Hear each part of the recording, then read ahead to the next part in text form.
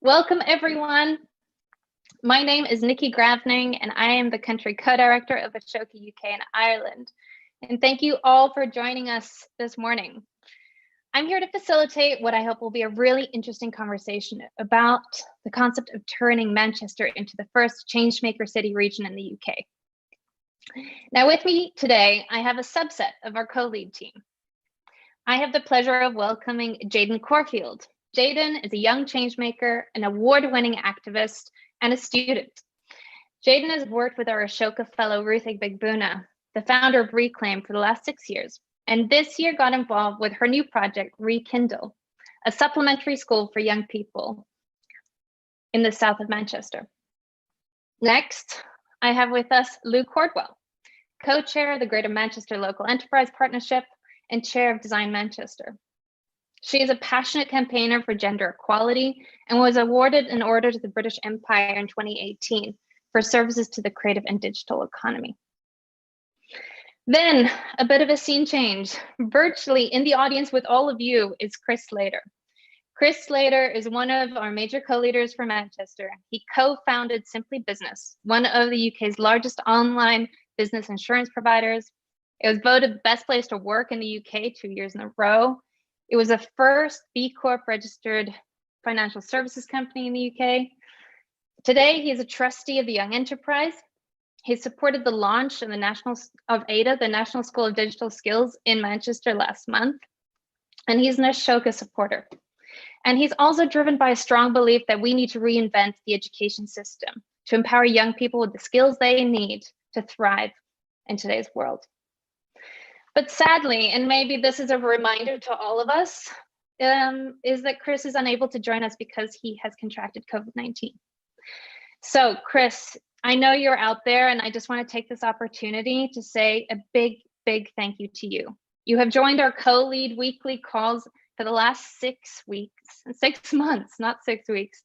So a big shout out to you for your commitment to the mission. And I know that you're listening, and we have so much gratitude for your leadership and your engagement. So instead, I have brought on Ollie Newton, who you just heard from if you were listening earlier, another valued co-leader here in the UK who is role modeling change-making in action for us. Ollie has spent 12 years working in the civil service, the Department of Education. So he brings a real sense of understanding of how the education policy environment works to our co-lead team. Today, he's the executive director of the Edge Foundation, an independent charity whose mission is to make the UK education system more relevant to the 21st century. And this is a vision that is so aligned to ours at Ashoka UK and Ireland that we've just announced a huge new strategic partnership between the two organizations to support change making across schools, colleges, and universities in the UK.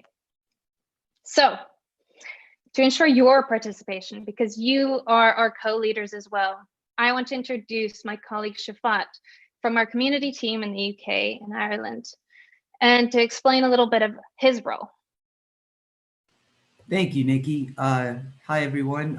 My name is Shafat Khan. I'm part of the community team at Ashoka UK and Ireland, and I'll be making sure that all of you are heard during this session and ensure your full participation.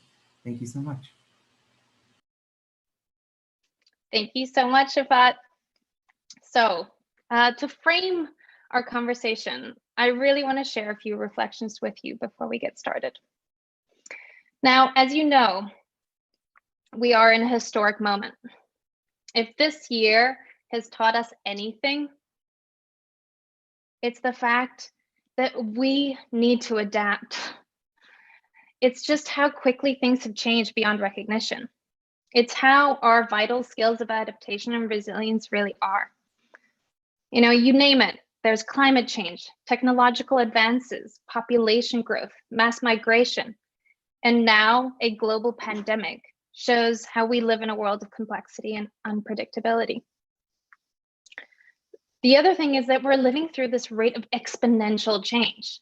There's some facts that just baffle me. The fact that processing power of computers are doubling every 2 years, or the fact that the World Economic Forum predicts that in the next 5 years, at least 40% of the core skills of every single job will change. Or music to my ears that a vaccine that used to take at the earliest 5 years to produce is now taking 12 months. So exponential rate of change means also on the flip side that there's a complexity of problems, and there are now new divides in society. It breaks my heart that for the first time in the modern era, young people no longer believe that their lives will be better than their parents. It also breaks my heart that 1% of the population globally own 40% of its wealth, and that is set to rise to 66% by 2030. And then the most recent studies that have come out in the last month is showing that youth unemployment in Britain is on the course to rise to triple to the highest level since the 1980s. So I don't want to paint this negative picture, but there's growing income inequality. There's a digital divide that the pandemic has shown ever more present. There's polarization going on around the world. Let's not talk Trump, but everywhere. But there is an witnessing that we're also witnessing is an overarching inequality. And at Ashoka, we see that inequality between those who are part of this constant accelerating change process and those who aren't. And that's the inequality that we want to tackle. We want to ensure that all citizens, young people in particular, know that they can be part of the change they want to see in their communities, in their neighborhoods, and in the cities. But for that, we've talked about it today with Ollie's session, is that we need a new mindset. We need a behavioral shift. We need everyone to be a change maker. Now, again, not going into big definitions, just think about change makers in this simple way. Change makers identify opportunities for a better world. Change makers create teams. They empower others, and they take action to solve problems for the good of all. They are adaptable, empathetic, and resilient. And when we look at Ashoka, this is actually our biggest learning that we have derived of the last 40 years electing the most cutting edge social entrepreneurs across the world. We've spotted patterns with them and insights, and what we've chiefly begun to understand is actually how change happens. And I think the three big trends that I want to bring to this conversation are, one, many of our social entrepreneurs pinpoint the importance of empathy as both the driving force for the work they do, but also the key design principle in the solutions that they've created. The second is that 80% of our fellows refer to a very early years experience, an aha moment in their lives when they truly realized that they had the power to do something about the problems that they cared about. And then the third is that rather than scaling products and services, they focus on scaling ideas and mindsets. So in other words, they don't put their organizations at the center, they focus on the problems they hope to tackle and aim to change the system that is producing that problem in the first place. And a key part of that work is creating roles for everyone to participate in that change. We've seen that over 90% of our fellows work to empower others to be change makers. So, while Ashoka Fellows are certainly extraordinary change makers, extraordinary individuals, and you will hear from plenty of them over the next 3 days, we believe that everyone needs to become a change maker in order to thrive in our times. So this conversation today has been inspired by the work that we have done in countries like Brazil, or Spain, and the US, and around the world. And we see tremendous potential in the UK, but beginning in Manchester, the city region. And that's really because change making is already at the core of Manchester's DNA. There are some extraordinary facts of Manchester that I've learned in the last 6 months. One, it's the birthplace of the Industrial Revolution. It's the first place where the atom was first split. It's where it's the first stored computer, program computer. It's where the trade union started. It's where the cooperative movement started. It's where the suffragette movement started. And now it's the place where we have the Marcus Rashfords of this world. So Manchester is already a legacy of change making, and we're just so excited to see this growing interest in making it a change maker region. And it's so clear that Ashoka has so much to learn from this incredible region as well. So building on this work and the thinking that we've done for the last 6 months with our co-leaders, and building on the consultations and the meetings we've had with all of you listening, we've assembled this subgroup of co-leaders to talk about today how we can take this work explore it, and to move it forward into action when this is the time when it is so desperately needed. So without further ado, I want to kick us off with Jaden. Jaden, as a role model, changemaker in action, can you tell us a little bit about your change-making journey and what it means to become a changemaker and why it's so powerful? Yeah, absolutely. For me, change making is very rarely born out of a desire to change. It's often born out of frustration instead. Frustration that a system refuses to change. And for us, what that means is that young people in Manchester often face a lot of frustration. And the best way I can explain this is by giving some examples of recent things that young people from Manchester have changed. We have the event of getting on a bus and realizing that bus travel is too expensive and you can just about afford to get to school. And then we have a young woman who changed that frustration and turned it into free bus travel for young people across Manchester. That was Olivia Lacey. You have the example of turning on your TV and realizing that the politicians of Parliament don't often represent the young people of Manchester. And it's a group of 5 young people who got together and created a national campaign that won awards and was recognised and changed the face of politics. Those young people, including myself, were all from Manchester. It's the idea that when you sometimes look at global organisations, and a lot of them are privately educated, you often don't see yourself in those roles. And you stand on a stage at Google's biggest event of the year, the Google Executive Summit, and you demand in front of over 100 CEOs change from within. And you demand that because you're frustrated.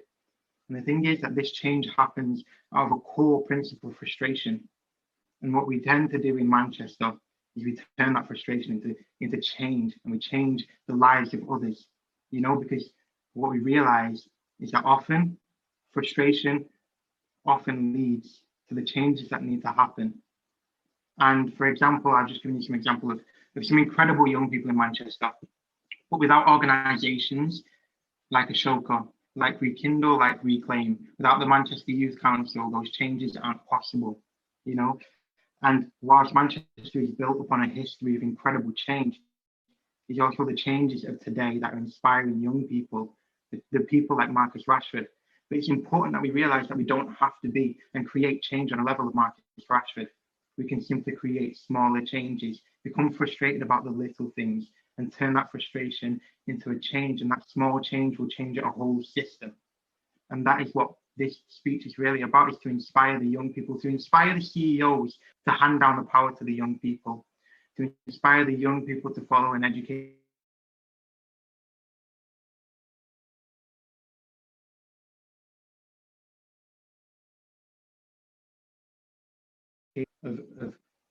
of what a change maker is. And it's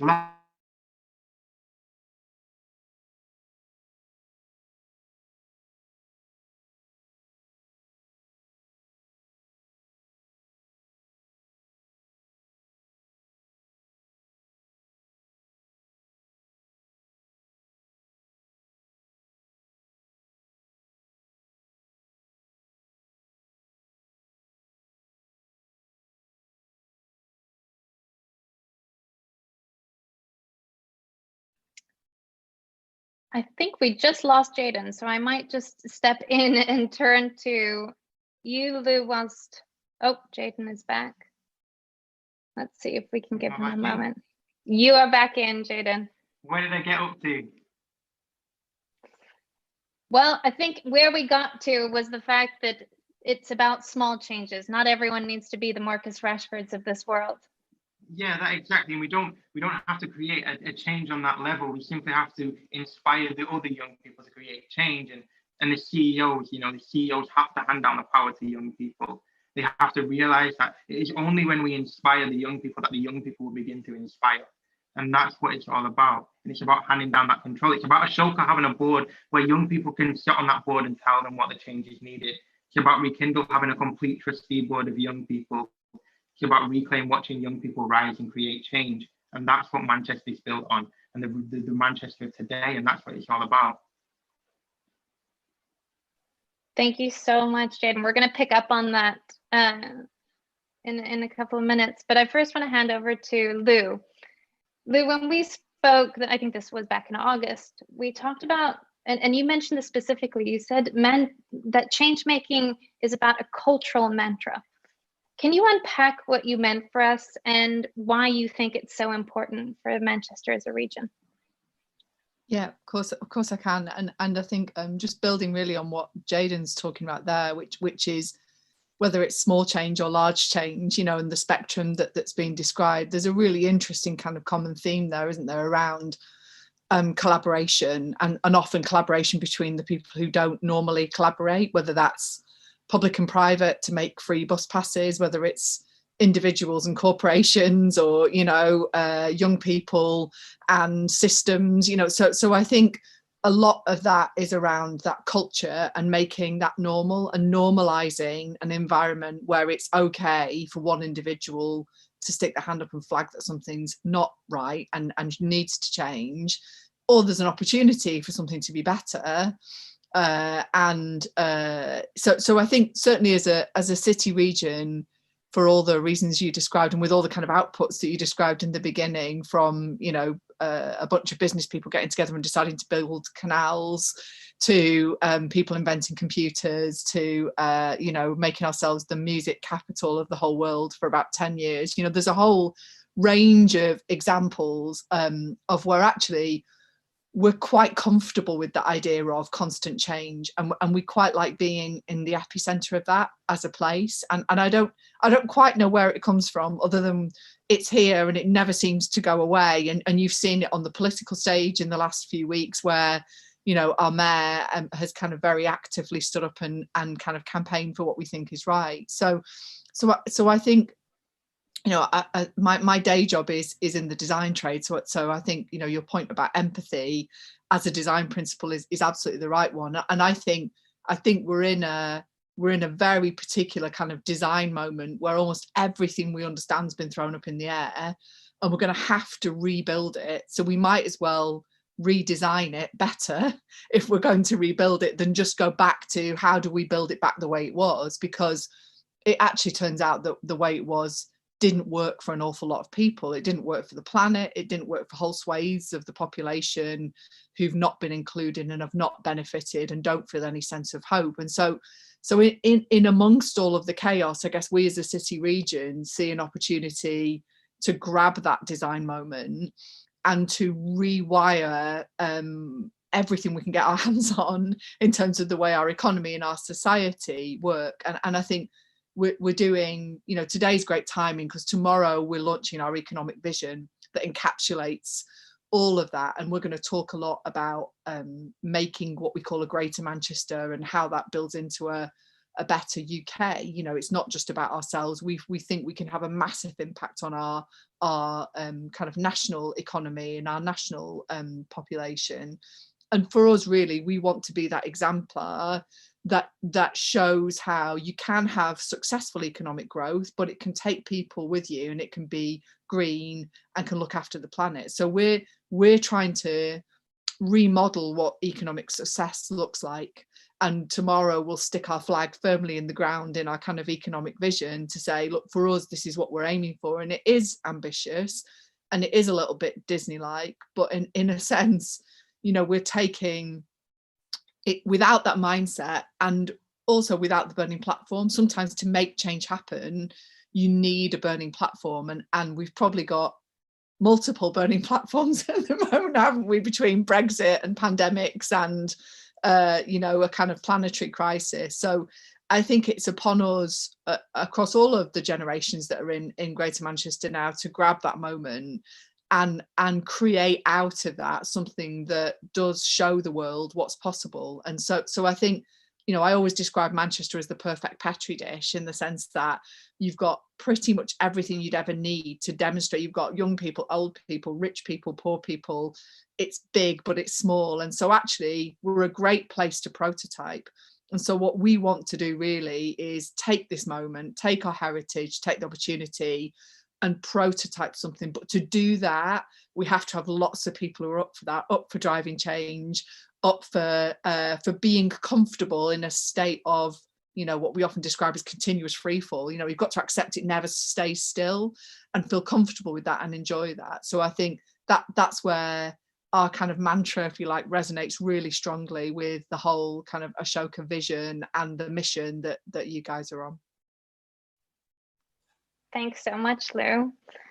Ollie, you know, carrying Chris's voice, I know, is in the audience, but really taking everything that was also said in the previous panel on making the case for Changemaker education, weaving that into this, but also giving maybe a flavor to the audience on why you got involved as a co-leader personally, why Edge got involved, and what is your vision for the Everyone a Changemaker movement for Manchester and also the UK?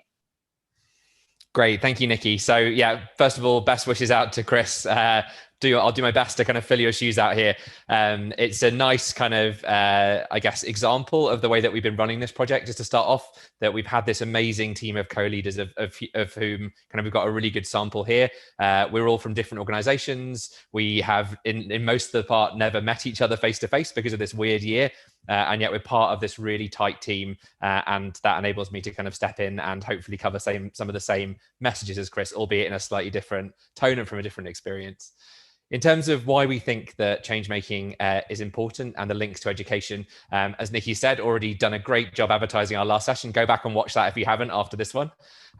But we think that there's a really clear driver from actually all parts of the system to say that change making education is what people want.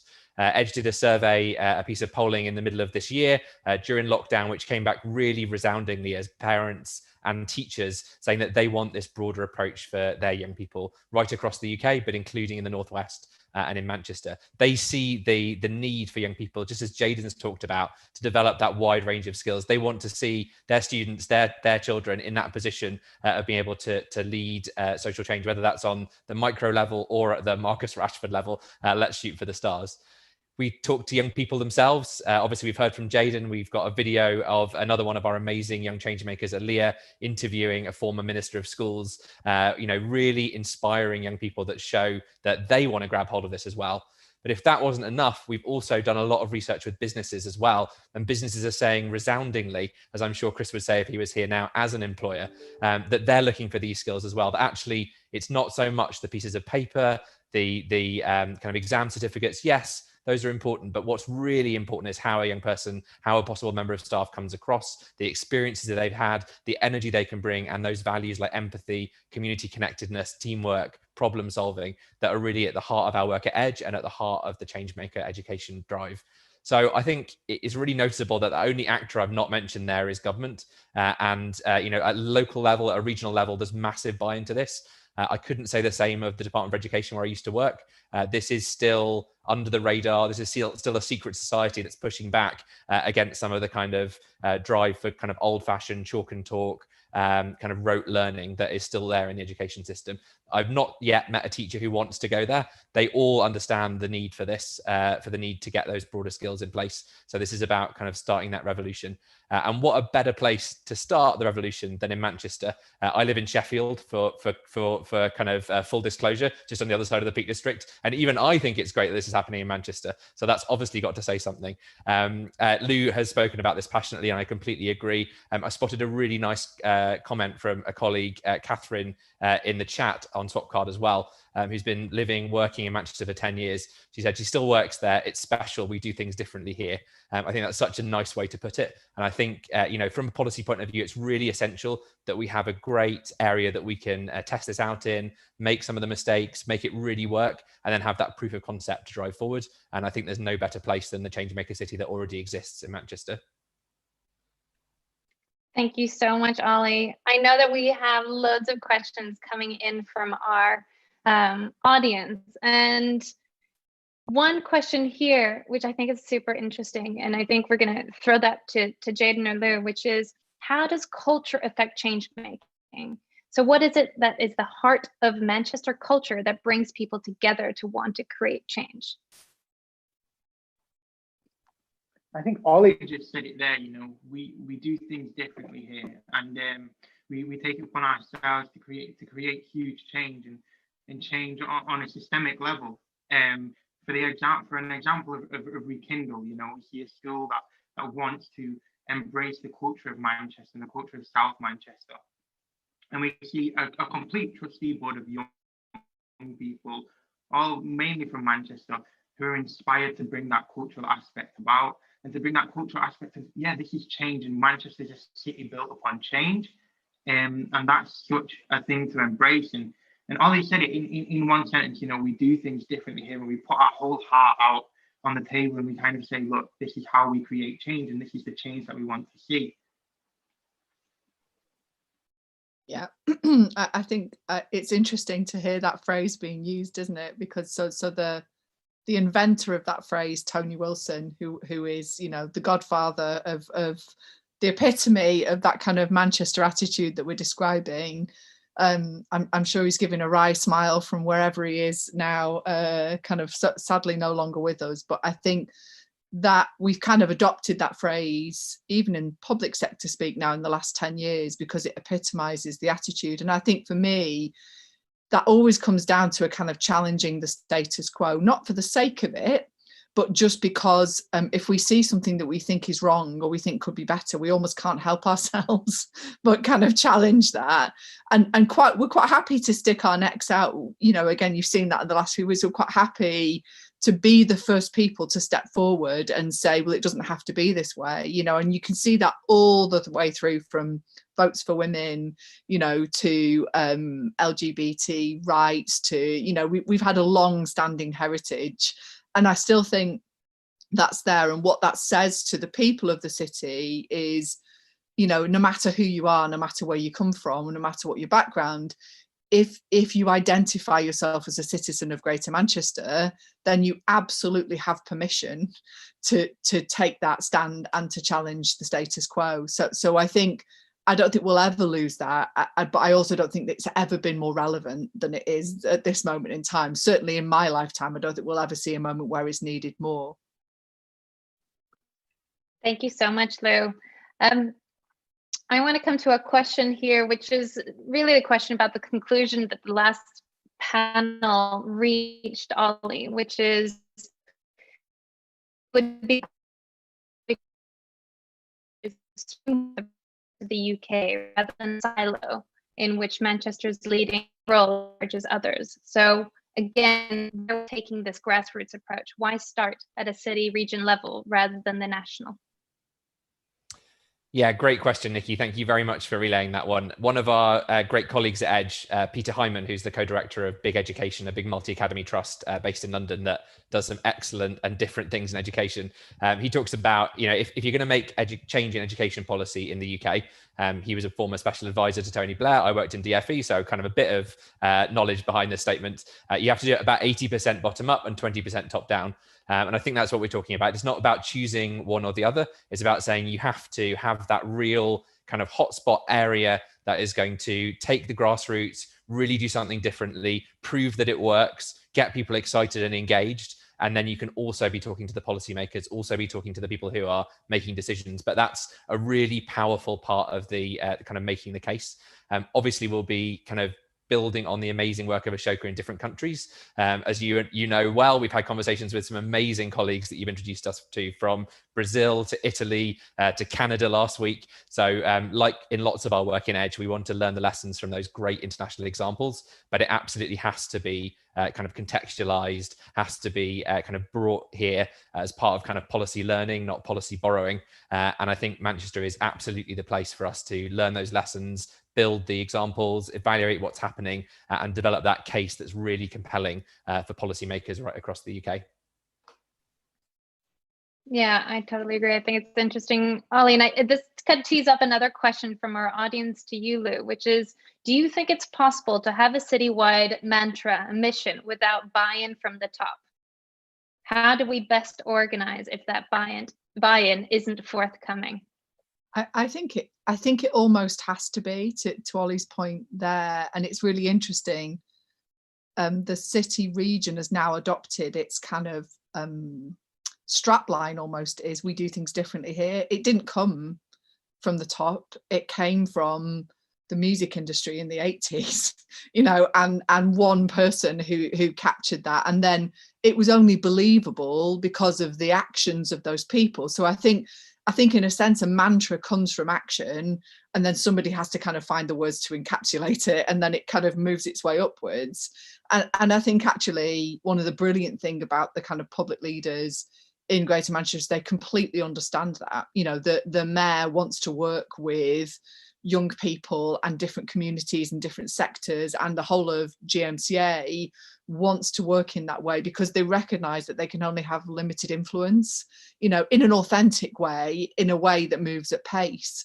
So I think in a sense what you have to do is create the climate and give the permission and create the ecosystem in which that to happen, but you can't direct it really, you can't curate it, you just have to kind of wait and see what pops out of it. And normally it's greater than anything that anybody at a kind of top senior level in a corporate environment or in a public sector way could ever have imagined. So I think it's very difficult to control. You have to create the conditions and then see what happens. Thanks, Lou.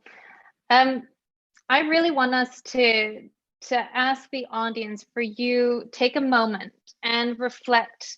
And I know that we have people here from all cities and regions around the world. So this is about reflecting, what do you see as the opportunities and priorities for unlocking change making in a region? And specifically for those who are joining us for Manchester, what are those opportunities and priorities?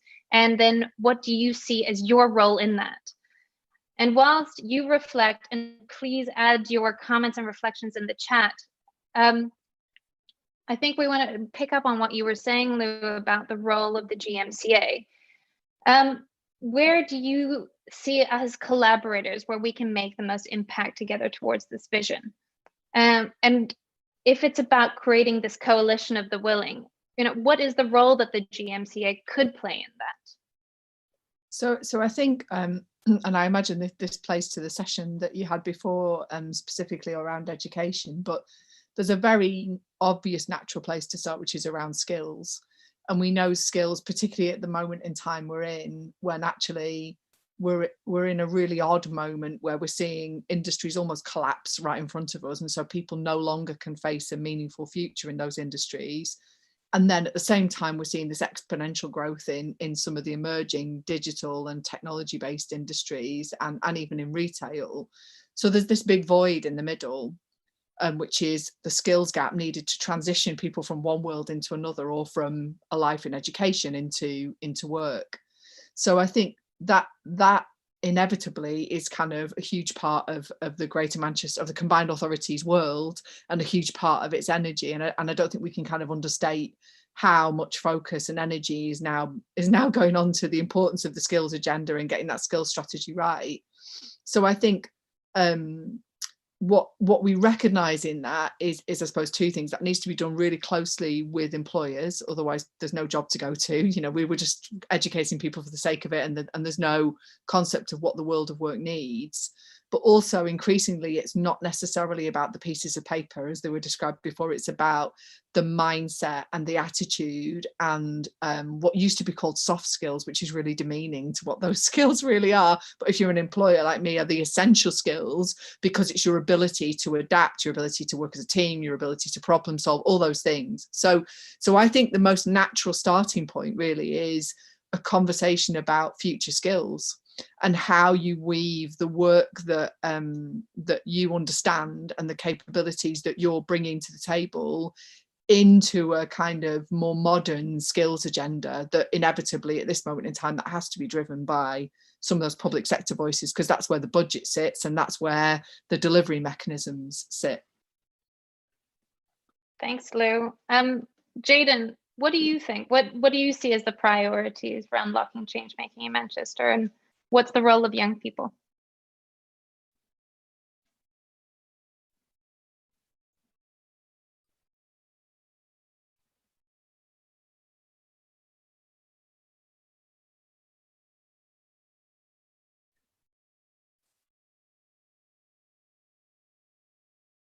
Jayden, I think you're back online now. If we've lost Jayden for a second, maybe I'll turn to you, Ollie, whilst Oh no, I think we have Jaden again. Just give him a second. Maybe not. Okay, well, why don't we turn to you, Ollie? Because this, this is it's an interesting question of where to place the priorities. What's the role of active citizenship of everyone? Yeah, it's a really important point, Nikki. And I think what we're talking about here is, as Lou's touched on, a culture change and something that every kind of citizen in Manchester can take part in. I think there's a really important role for education to kind of be one of the places where we start that revolution, partly because I think it's kind of a really easy sell in a way to young people, because many young people like Jaden are really excited and really keen to be more active. So there's kind of a willing audience there. When we've talked to teachers, and in the last session we talked to a range from the early years, where Jen Lexman, an Ashoka fellow who's started an app called Easy Peasy for parents, was talking about the importance of those changemaker skills in the early years, preparing young people for their first kind of primary school experience. And her quote that really stuck in my head was, teachers are parents, teachers as well, but parents are the first changemakers, really influencing children from that earliest age, through to primary school and secondary school and college, where increasingly this is not about a separate program in schools that's like Changemaker hour on a Thursday afternoon. This is about integrating these changemaker skills right across the curriculum. In our Edge network, we've seen brilliant examples of that, where schools have been developing these kinds of skills through amazing integrated projects. Just to give one example from this side of the Peak District, XP School in Doncaster, one of our network, been doing some brilliant work around a film that we'll share the link in the chat to, which is called Should I Stay or Should I Go? So rather than learning about kind of migration policy from a textbook, they went out into the streets of Doncaster. They interviewed recent migrants. They they did voluntary work in a breakfast club, and they ended up raising money for bikes and textbooks for that community, and making a film about their amazing work, which I'd recommend. What better way to really live those changemaker values? Yes, they're getting the knowledge they need for their GCSEs, but that's not the main reason they're at school. They're getting the skills and the behaviors they need to be great citizens, great adults, and great members of the workforce as well.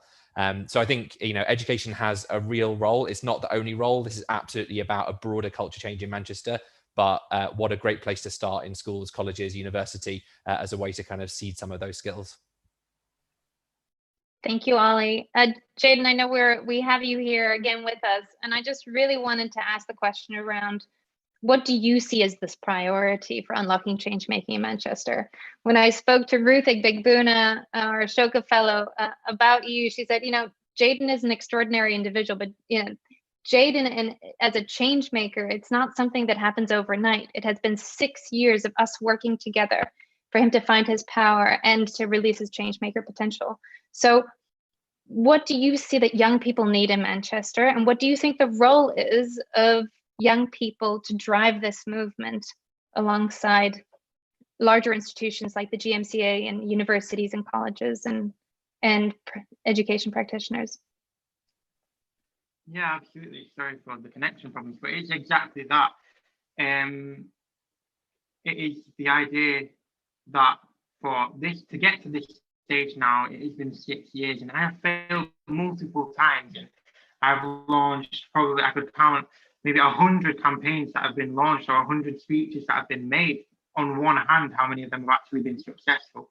And that is the issue here. But never was there a choice to give up or to stop. And the idea is that for 6 years I have had incredible mentors.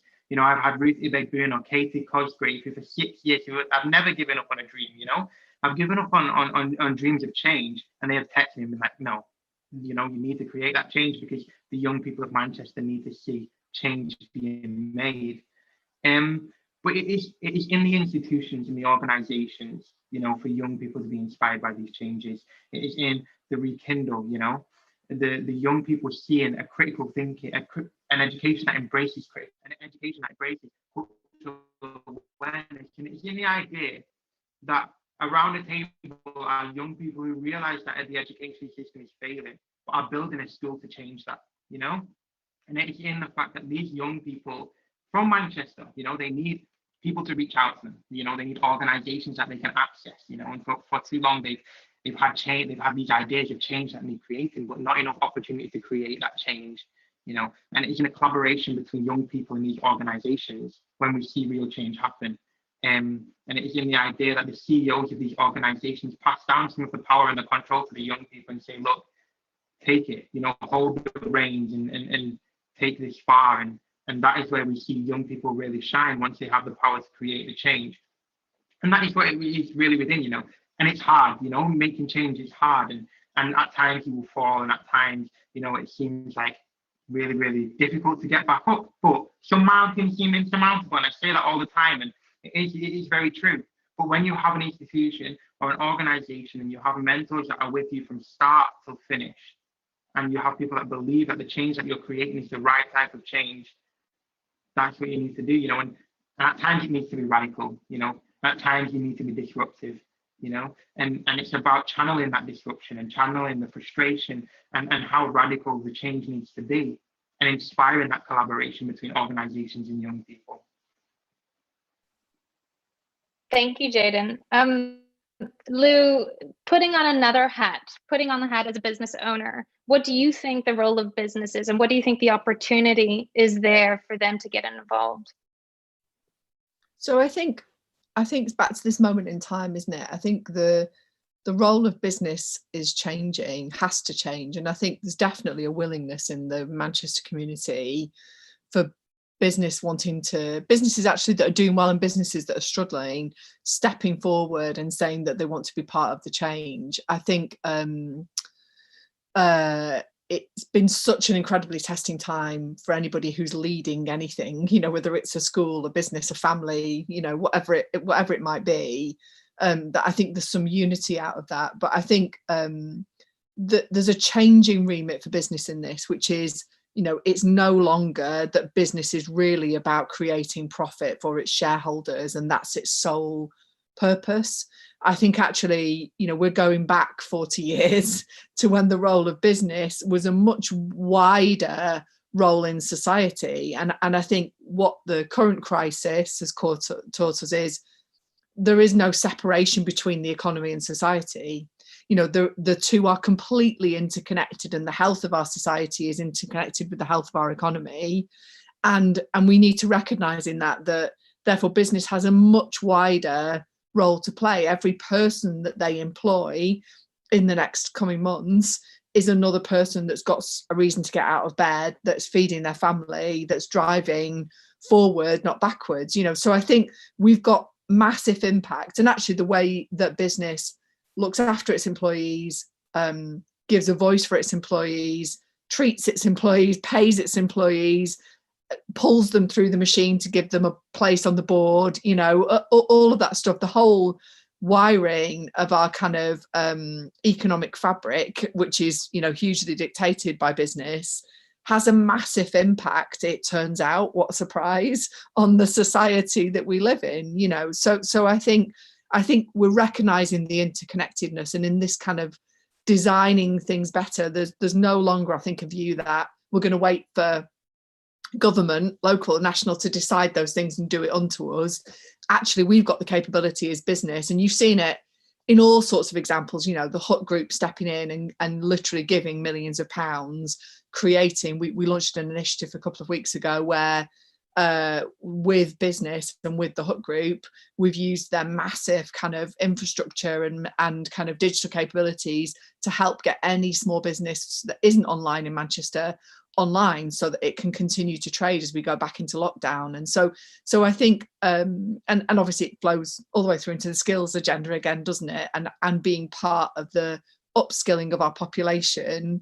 But I think you know, I think there's just a closeness now between what we want to achieve as a society and the huge role that business has to play in shaping that, because what we all do for a living and our experience in those 5, 6, 7, 8, 9, 10, whatever hours has a massive impact on our lives, our families' lives, the planet, our education systems, you know. So it's very interconnected, and it's all part of a kind of single ecosystem now, isn't it? And I think I don't think Greater Manchester ever forgot that, but I think the national and international economy is kind of waking up a little bit to that we're entering a different era and we need to take a different level of responsibility actually as business.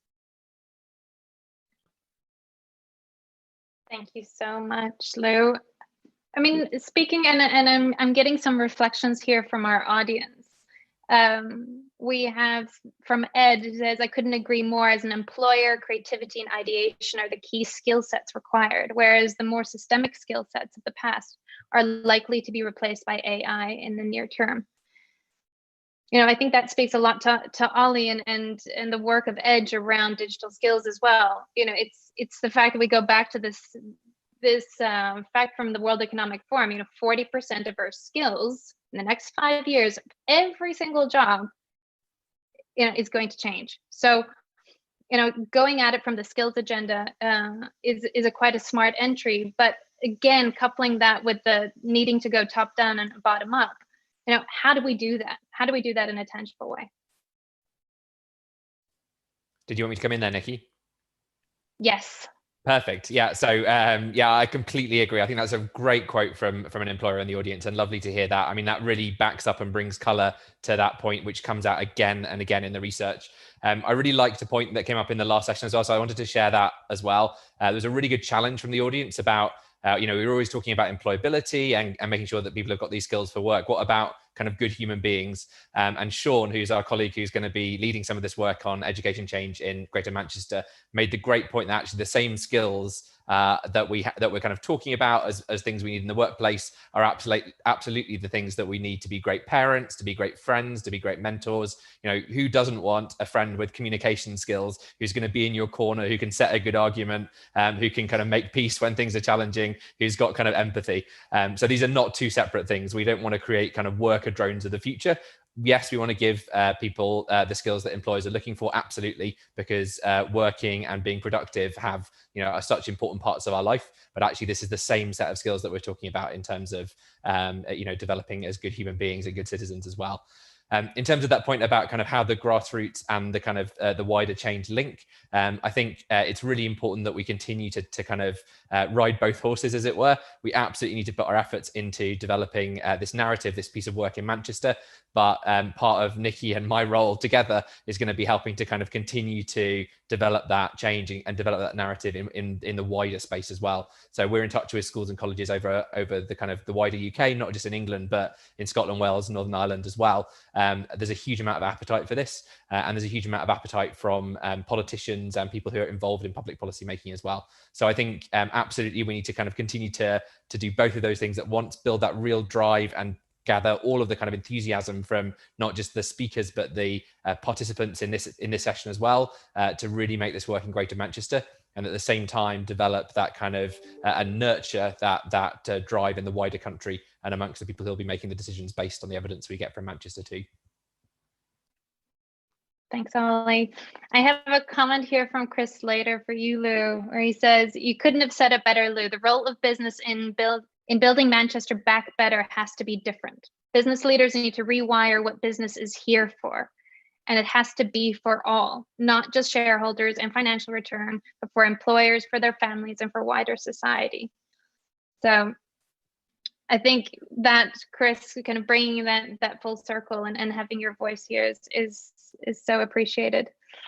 I know that we only have 10 minutes left, and I want to get to some specific calls to action for our attendees. This has been such a rich conversation, and we know as co-leaders that this is ongoing and it is iterative, and we are throwing out pebbles as we walk to see what sticks and where the path is taking us. So in terms of actions, what is your one call to action, Jaden? And we can start with you for every young person that is listening to us right now in Manchester. My main call to action is that you believe in yourself, you believe in a change, but you join these organizations, you know, you follow Ashoka and what it's about to do, and you follow that change, and you sign up and you register. But also you follow organizations like Rekindle and Reclaim and the Manchester Youth Council, and you watch the change that they're making, and you become inspired to create that change yourself. And when you become frustrated, you don't turn it into anger or hate, but you turn it into change, and you make that change happen. And I think that's my one main call to action. You know, and I have I think I have one call for action for CEOs as well, look where you can engage young people, look at the opportunities that you can provide for young people, whether it's in an internship to follow you around for a week, that will change a young person's life. But give these young people the opportunities to do these things, and the young people the power to take control as well. Thank you so much, Jaden. Lou, what's your call to action for everyone listening? If it's the University of Manchester or the Gmca or citizens or social entrepreneurs, young people. I think my call to action is, I don't think anybody's really got any excuse to be passive at this moment in time. I don't know how much of a wake-up call we need, because it probably doesn't get bigger than this one. And I think people's kind of impotence in the past, I think, has been genuinely driven by their concern that they as one individual or they as one organization can't make that much difference. And you saw it classically in the kind of climate change agenda, where people would kind of see a polar bear and an ice cap and say, well, what can I possibly do? These things are so enormous, I can't possibly make a difference. And what we've seen in the last few months is actually individual acts of kindness, one individual not getting in the car and driving to places. Turns out we've massively lowered the air pollution in Manchester because people haven't got in cars anymore. People's next door neighbours reaching out and starting kind of community groups to do people's shopping, corporations actually creating jobs because they want to lift people out of unemployment and they don't want people kind of graduating or going into the workforce without a job to go to. So I think we're in a moment where there's so much evidence that as an individual or as an individual organisation you can make a massive change. I just don't think anybody's got any excuse. So I think unless you're completely unfeeling, why would you not be motivated by this whole moment and this whole opportunity and the work that Ashoka is championing now, and it's I'm rooted in Manchester, which is music to my ears, is just it gives you the email address to email, it gives you the organization to tweet, now where to point that enthusiasm at. So I would just urge people to get involved. You'd be amazed, probably, even if you've only got a tiny amount of time, what you can probably achieve and contribute and meet some other amazing people. There'll be loads of other people, it turns out, who've got the same passion as you. Thank you, Lou. I couldn't have said it better myself. Ollie, what's your call to action? Yeah, awesome, Lou. Thank you so much for that. So a couple of points just to add for me. I think one thing that we see day in, day out in the kind of education sector is leaders being afraid to use the freedom that they have. So I think, schools, colleges, universities have a great deal of power, have a great deal of freedom. They are really the people who kind of hold the freedom. If they decided that GCSEs weren't the right way to go and we should have a broader form of assessment, they could make that change happen. Individual academies, free schools have a great deal of freedom in how they teach, how they organize the terms, what they teach. There's a lot to be grabbed hold of here if people are brave. And I think what we're saying here is we're building a network to help people to be brave, to meet colleagues who've done this in other parts of the country and other parts of the world, to meet like-minded individuals who they can talk to when times are tough, and really kind of support them through. My other one, I guess, is to kind of all the adults involved in the system is really to open up to really listening to what young people want, not the kind of tokenism I've seen a lot in policy development, back when I was working in the DFE, but really having, people like Jade and people like Aaliyah as part of our leadership group as equals is essential if we're going to make this happen. Thank you so much, Ollie. Well, I want to close, I want to thank the three of you. I want to thank Chris again. I want to thank Sean, who's our co-leader. I want to thank Ed, who's in the chat. I want to thank Lord Jim Knight, who's also out there pushing our agenda. This is the work of a few committed individuals, but our goal is really to grow this at a massive level, and it really does start with us.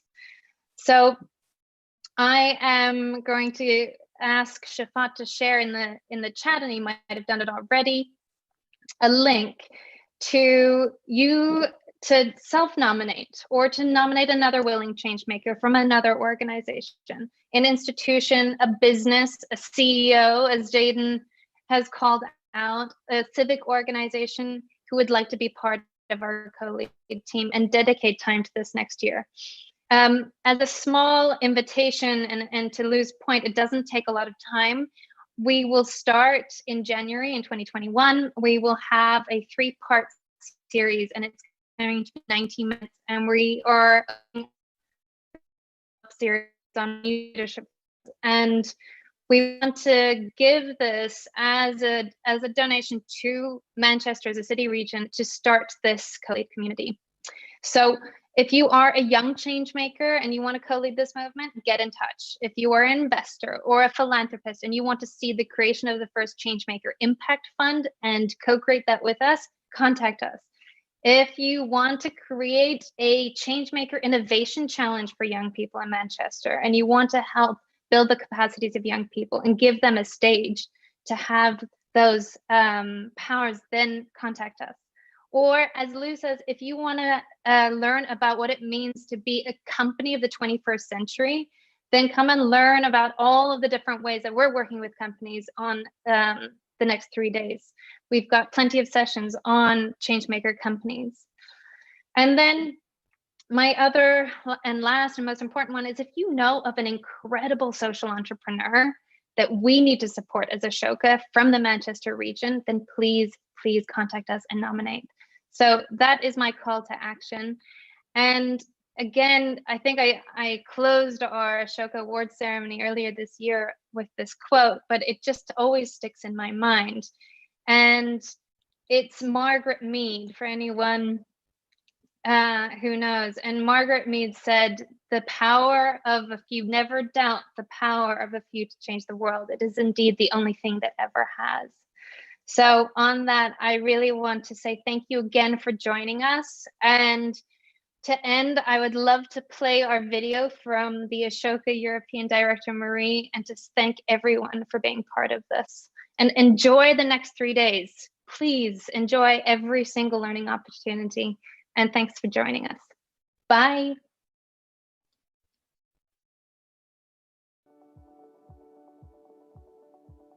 Welcome. Great to have you here. This is a unique moment, a moment that unites all of us. We all face anxiety and loss. We all see broken systems. We all experience the impact of the climate crisis. This is a unique moment. This is a turning point if we choose to make it one. This is a moment to reflect, to learn, to share, and to co-create. And I invite you to contribute. I ask you to contribute. I ask you to partner to fix broken systems. I ask you to join the movement so everyone can step into their change-making power. I ask you to nominate the next generation of changemakers. And I ask you to share your wisdom, your knowledge, your expertise. And I ask you to donate to support changemakers. This is our moment to fix the world. This is our moment to contribute. Today is the day, and you are the one.